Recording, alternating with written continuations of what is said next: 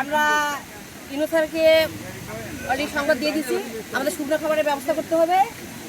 তার পাশাপাশি যারা কিছু বাড়ি আছে তাদের পাশাপাশি ভাঙার খুব চলছে, সেখানে কিছু বস্তার ব্যবস্থা করতে হবে এবং কিছু লোক পানিবন্দিতে আছে তাদের উদ্ধার করতে হবে।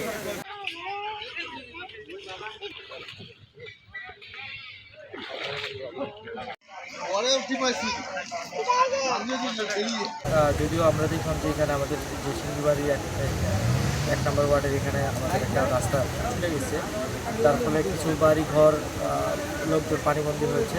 তো আমাদের পক্ষ থেকে শুকনো খাবার, বিশেষ করে চাল ডাল হচ্ছে তারপরে হচ্ছে মশলা, এই ধরনের যে দুর্যোগ ব্যবস্থাপনার যে শুকনো খাবারের প্যাকেট আছে পর্যাপ্ত, আমরা শুকনো খাবার পৌঁছে দেব আগামীকাল। তবে আজকে তাৎক্ষণিকভাবে যে মানুষগুলো বিকালে পানিবন্দী হওয়ার কারণে খাবার পায় নাই, তাদের জন্য আমরা চিড়া মুড়ি এবং দুধ যেন রাতে খেতে পারে এই ব্যবস্থা করব।